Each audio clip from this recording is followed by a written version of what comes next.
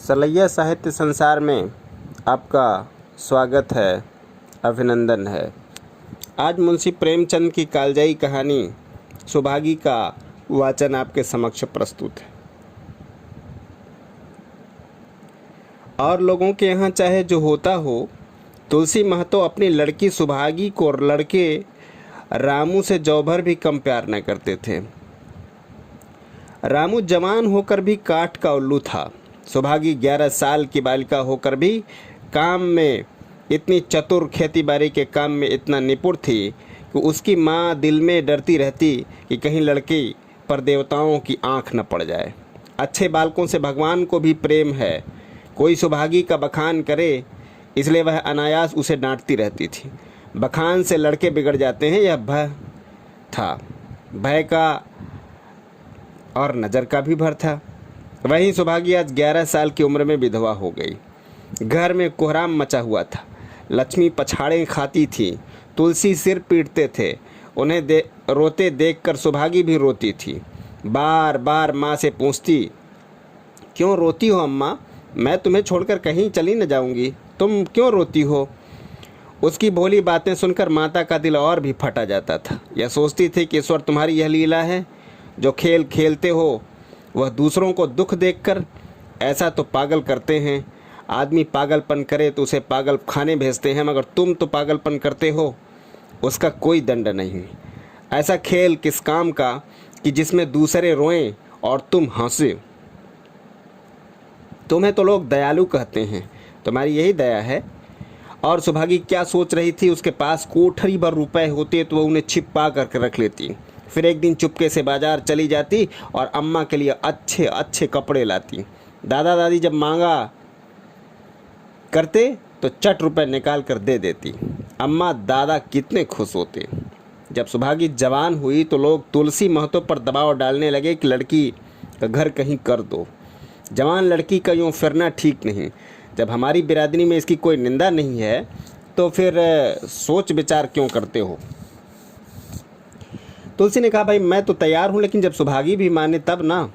वह किसी तरह राजी नहीं होती। हरिहर ने सुभागी को समझा कर कहा, बेटी हम तेरे भले के लिए ही कहते हैं।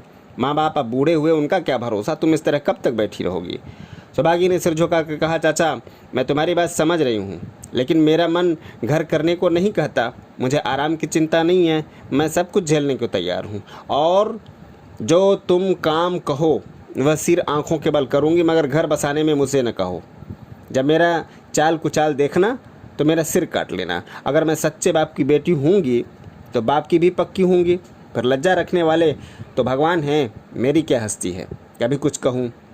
उजड़ रामू बोला, तो मगर सोचती हो कि भैया कमावे वेंगे और मैं बैठी मौज करूँगी, तो इसके भरोसे न रहो। यहाँ किसी ने जन्म भर का ठेका नहीं लिया है। रामू की दुल्हन रामू से भी 2 अंगुल ऊंची थी। मटक कर बोली, हमने किसी का करस थोड़े ही खाया है कि जन्म भर बैठे भरा करें। यहाँ तो खाने को भी महीन चाहिए, पहनने को भी महीन चाहिए। क्या हमारे बूते की बात नहीं है? सुभागी ने गर्व से भरे हुए स्वर में कहा, भाभी मैंने तुम्हारा आसरा कभी नहीं किया और भगवान ने चाहा तो कभी भी नहीं करूँगी। तुम अपनी देखो, मेरी चिंता मत करो। रामू की दुल्हन को जब मालूम हो गया कि सुभागी घर ना करेगी तो और भी उसके सिर हो गई। हमेशा एक न एक खुचड़ लगाए रहती। उसे रुलाने में जैसे उसको मज़ा आता था। वे बेचारी पहर रात से उठकर कूटने पीसने में लग जाती, चौका बर्तन करती, गोबर पाती, फिर खेत में काम करने चली जाती। दोपहर को आकर जल्दी जल्दी खाना पकाकर सबको खिलाती। रात को कभी माँ के सिर में तेल डालती, कभी उसकी देह दबाती। तुलसी चिलम भर के वक्त उन्हें बार बार चिलम पिलाती। जहाँ तक अपना बस चलता माँ बाप को कोई काम न करने देती। हाँ, भाई को रोकती। सोचती यह तो जवान आदमी है, यह काम न करेंगे तो गृहस्थी कैसे चलेगी। मगर रामू को यह बुरा लगता। अम्मा और दादा को तिनका तक नहीं उठाने देती और मुझे पीसना चाहती है। यहाँ तक कि एक दिन वह जाने से बाहर हो गया। सुभागी से बोला, अगर उन लोगों का बड़ा मोह है तो क्यों नहीं अलग हो करके रहती हो? तब सेवा करो तो मालूम है कि सेवा कड़वी लगती है कि मीठी। दूसरों के बल पर वाहवाही लेना आसान है, बहादुर वह है जो अपने बल पर काम करे। सुभागी ने तो कुछ जवाब न दिया। बात बढ़ जाने का भय था, मगर उसके माँ बाप बैठे सुन रहे थे। महतो से न रहा गया। बोले, क्या है रामू, उस गरीबीन से क्यों लड़ते हो? रामू पास आकर को बोला, तुम क्यों बीच में कूद पड़े? मैं तो उसको कहता था, तुलसी जब तक मैं जीता हूँ तुम उसे कुछ नहीं कह सकते हो, मेरे पीछे जो चाहे करना, बेचारी का घर में रहना मुश्किल कर दिया है। रामू, आपको बेटी बहुत प्यारी है तो उसे गले बांध कर रखिए, मुझसे तो नहीं सहा जाता। तुलसी, अच्छी बात है, अगर तुम्हारी यह मर्जी है तो यही होगा कि कल मैं गांव के आदमियों को बुला करके बंटवारा कर दूंगा। तुम चाहे छूट जाओ, सौभागी नहीं छोड़ सकती। रात को तुलसी लेटे तो वह पुरानी बात याद आ गई। जब रामू के जन्मोत्सव में उन्होंने रुपए कर्ज लेकर जलसा किया था और सौभागी पैदा हुई थी तो घर में रुपए रहते हुए भी उन्होंने एक कौड़ी खर्च नहीं की। पुत्र को रत्न समझा था, पुत्री को पूर्व जन्म के पापों का दंड। वह रत्न कितना कठोर निकला और यह दंड कितना मंगलमय। दूसरे दिन महतो ने गांव के आदमियों को जमा करके कहा कि पंचों, अब रामू का और मेरा एक में ही निबाह नहीं होता है। मैं चाहता हूं कि तुम लोग इंसाफ से जो कुछ मुझे दे दो वह ले करके अलग हो जाऊं। रात दिन की किचकिच अच्छी नहीं। गांव के मुख्तार बाबू सज्जन सिंह बड़े सज्जन पुरुष थे। उन्होंने रामू को बुलाकर पूछा, क्यों जी, तुम अपने बाप से अलग रहना चाहते हो? तुम्हें शर्म नहीं आती कि औरत के कहने पर माँ बाप से अलग किए होते चले जा रहे हो? राम राम, राम राम। रामू ने ढिठाई से कहा, जब एक में गुजर न हो तो अलग हो जाना ही अच्छा है। सज्जन सिंह, तुमको एक में क्या कष्ट होता है? रामू, एक बात तो हो बताऊं। सज्जन सिंह ने, कुछ तो बतलाओ। रामू, साहब, एक में मेरा इनके साथ निबाह न होगा, बस मैं और कुछ नहीं जानता। यह कहता हुआ रामू वहाँ से चलता बना। तुलसी, देख लिया आप लोगों ने इसका मिजाज। आप चाहे 4 हिस्सों में 3 हिस्से उसे दे दें, पर मैं इस दुष्ट के साथ न रहूँगा।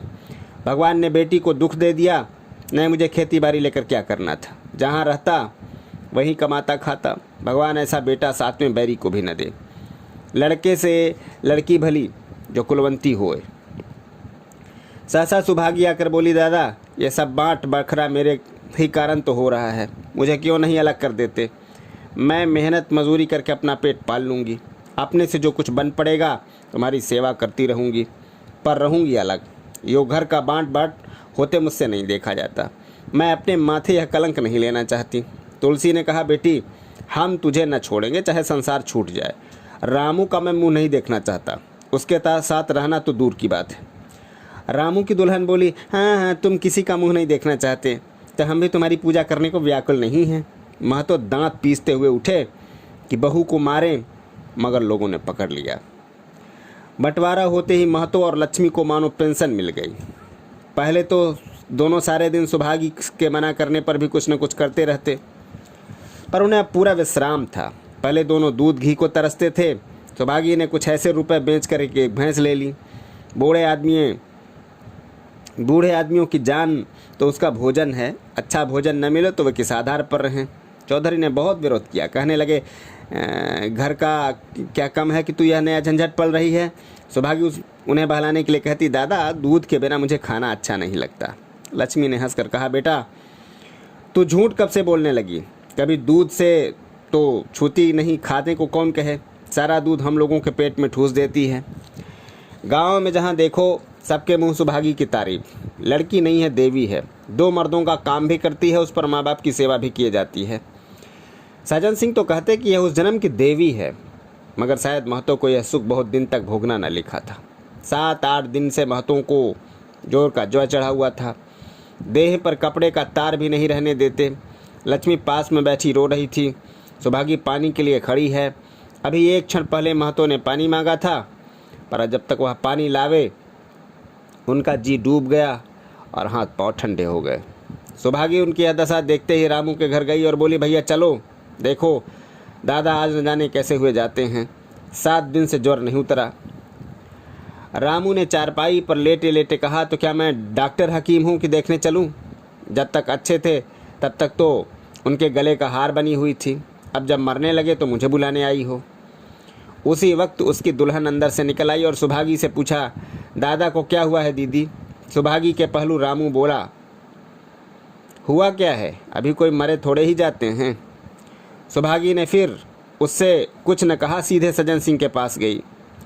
उसके जाने के बाद रामू हंसकर स्त्री से बोला, त्रिया चरित्र इसी को कहते हैं। स्त्री, इसमें त्रिया चरित्र की कौन सी बात है, चले क्यों नहीं जाते?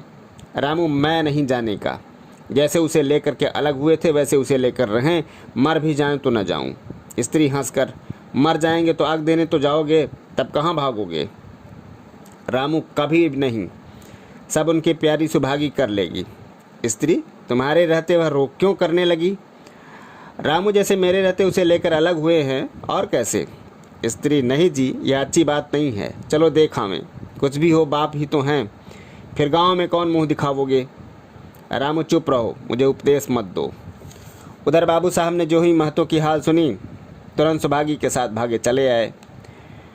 यहाँ पहुँचे तो महतो की दशा और ख़राब हो चुकी थी। नाड़ी देखी तो बहुत धीमी थी, समझ गए कि जिंदगी के दिन पूरे हो गए। मौत का आतंक छाया हुआ था। सजल नेत्र होकर बोले, महतो भाई कैसा जी है? महतो जैसे नींद से जाकर बोले, बहुत अच्छा है भैया, अब तो चलने की बेला है, सुभागी के पिता अब तुम ही हो, उसे तुम्ही को सौंपे जाता हूँ। सज्जन सिंह ने रोते हुए कहा, भैया महतो घबराओ मत, भगवान ने चाहा तो तुम अच्छे हो जाओगे। सुभागी को तो मैंने हमेशा अपनी बेटी समझा है और जब तक जीऊँगा ऐसा ही समझता रहूँगा। तुम निश्चिंत रहो, मेरे रहते सुभागी या लक्ष्मी को कोई तिरछी आँख भी न देख सकेगा, और कुछ इच्छा हो तो वह भी कह दो। महतो ने विनीत नेत्रों से देखकर कहा, और कुछ नहीं कहूँगा भैया, भगवान तुम्हें सदा सुखी रखे। सज्जन सिंह, रामू को बुला कर लाता हूँ, उससे जो भूल चूक हो क्षमा कर दो। महतो, नहीं भैया, उस प्यापी हत्यारे का मुंह मैं नहीं देखना चाहता। इसके बाद गोदान की तैयारी होने लगी। रामू को गांव भर ने समझाया, वह अंत्येष्टि करने पर राजी न हुआ। कहा, पिता ने मरते समय मेरा दुख मुंह देखना स्वीकार न किया, वह मेरा न पिता न मैं उसका पुत्र हूँ। लक्ष्मी ने दाह क्रिया की। इन थोड़े से दिनों में सुभागी ने न जाने कैसे रुपए जमा किए थे। जब तिरही का सामान आने लगा तो गांव वालों की आंखें खुल गई। बर्तन, कपड़े, घी, शक्कर, सभी सामान इफरात से जमा हो गए। रामू देख देख कर जलता था और सुभागी उसे जलाने ही के लिए सबको यह सामान दिखाती थी। लक्ष्मी ने कहा, बेटी घर देखकर खर्चा करो, अब कोई कमाने वाला नहीं बैठा है, आप ही कुआं खोदना है और आप ही पानी पीना है। सुभागी बोली, बाबूजी का काम तो धूमधाम से ही होगा अम्मा, चाहे घर रहे या जाए, बाबूजी फिर थोड़े ही आवेंगे। मैं भैया को दिखा देना चाहूँगी कि अबला क्या नहीं कर सकती। वह समझते होंगे कि इन दोनों के लिए कुछ न होगा, उनका यह घमंड तोड़ दूंगी। लक्ष्मी चुप हो रही। तेरही के दिन 8 गांव के ब्राह्मणों का भोज हुआ। चारों तरफ वाह वाह मच गई। पिछले पहर का समय था, लोग भोजन करके चले गए। लक्ष्मी थक कर सो गई थी, केवल सुभागी बची हुई चीज़ें उठा उठा कर रख रही थी कि ठाकुर सज्जन सिंह ने आकर कहा, अब तुम भी आराम करो बेटी, सवेरे यह सब काम कर लेना। सुभागी ने कहा कि अभी थकी नहीं हूँ दादा। आपने जोड़ लिया, कुल कितने रुपए उठे? सज्जन सिंह, वह पूछ कर क्या करोगी बेटी? कुछ नहीं, यूँ ही पूछती थी, कोई 300 रुपये उठे होंगे। सुभागी ने सचताते हुए कहा, मैं उन रुपयों की देनदार हूँ, तुमसे तो मैं मांगता नहीं। महतो मेरे मित्र और भाई थे, उनके साथ रुपए मेरा भी धर्म है। आपकी यही दया क्या कम है कि मेरे ऊपर इतना विश्वास किया, मुझे कौन 300 रुपये देता। सज्जन सिंह सोचने लगे, इस अबला की धर्म बुद्धि का वही वार पार भी है या नहीं। लक्ष्मी उन स्त्रियों में थी जिनके लिए पति वियोग जीवन स्रोत बंद हो जाना है। 50 वर्ष से चिर सहवास के बाद अब वह एक सकांत जीवन उसके लिए पहाड़ हो गया। उसे अब ज्ञात हुआ कि मेरी बुद्धि, मेरा बल, मेरी सुमति मानो सबसे मैं वंचित हो गई। उसने कितनी बार ईश्वर से विनती की कि मुझे स्वामी के सामने उठा लेना, मगर उसने यह विनती स्वीकार न की। मौत पर अपना काबू नहीं तो क्या जीवन पर भी काबू नहीं। वह लक्ष्मी जो गांव में अपनी बुद्धि के लिए मशहूर थी, जो दूसरों को सीख दिया करती थी, अब बौरही हो गई है। सीधी सी बात करते नहीं बनती। लक्ष्मी का दाना पानी उसी दिन से छूट गया। सुभागी के आग्रह पर चौके में जाती, मगर कौर कंठ के नीचे न उतरता। 50 वर्ष हुए, एक दिन भी ऐसा न हुआ कि पति के बिना खाए खुद खाया करे। अब उसका नियम कैसे तोड़े? आखिर उसे खांसी आने लगी। दुर्बलता ने जल्दी ही खाट पर डाल दिया। सुभागी अब क्या करे? ठाकुर साहब के रुपये चुकाने के लिए दिलो जान से काम करने की ज़रूरत थी। यहाँ माँ बीमार पड़ गई।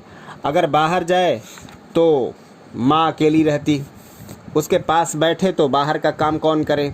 माँ की दशा देखकर सुभागी समझ गई कि इसका परवाना भी आ पहुँचा। महतो को भी तो यही ज्वर था। गांव में और किसे फुर्सती की दौड़ धूप करता। सज्जन सिंह दोनों वक्त आते, लक्ष्मी को देखते, दवा पिलाते, सुभागी को समझाते और चले जाते।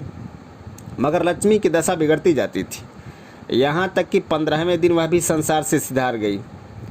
अंतिम समय रामू आया और उसके पैर छूना चाहता था, पर लक्ष्मी ने उसे ऐसी झिड़की दी कि वह उसके समीप न जा सका। सुभागी को उसने आशीर्वाद दिया, तुम्हारी बेटी को पा करके मैं तर गई। मेरा क्रियाकर्म तुम्हें करना मेरी भगवान से यही अर्जी है कि उस जन्म में मैं भी तुम मेरी कोख पवित्र करो। माता के देहांत के बाद सुभागी के जीवन का एक लक्ष्य रह गया, सज्जन सिंह के रुपए चुकाना। 300 पिता के क्रियाकर्म में लगे थे और लगभग 200 माता के काम में लगे। 500 का ऋण था उसकी अकेली जान, मगर वह हिम्मत न हारती थी। 3 साल तक सुभागी ने रात को रात और दिन को दिन न समझा। उसकी कार्यशक्ति और पौरुष देखकर लोग दांतों तले उंगली दबाते थे। दिन भर खेती बाड़ी का काम करने के बाद वह रात को 4-4 पसेरी आटा पीस डालती। 30वें दिन 15 लेकर वह सज्जन सिंह के घर पहुंच जाती। इसमें कभी नागा न पड़ता, मानो प्रकृति का अटल नियम था। अब चारों ओर से उसकी सगाई के पैगाम आने लगे। सभी उसके लिए मुंह फैलाए थे, जिसके घर सुभागी जाएगी उसके भाग्य फिर जाएंगे।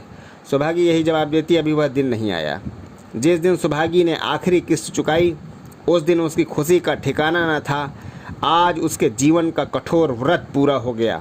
वह चलने लगी तो सज्जन सिंह ने कहा, बेटी तुमसे मेरी एक प्रार्थना है, कहो कहूँ कहो ना कहूँ, मगर वचन दो कि मानोगी। सुभागी ने कृतज्ञ भाव से देखकर कहा, दादा आपकी बात न मानूंगी तो किसकी बात मानूंगी? मेरा तो रोया रोया आपका गुलाम है। सज्जन सिंह, अगर तुम्हारे मन में यह भाव है तो मैं न कहूँगा। मैंने अब तक तुमसे इसलिए नहीं कहा कि तुम अपने को मेरा देनदार समझ रही थी। अब रुपए चुक गए, मेरा तुम्हारे ऊपर कोई एहसान नहीं है, रत्ती भर भी नहीं। बोलो तो कहूँ।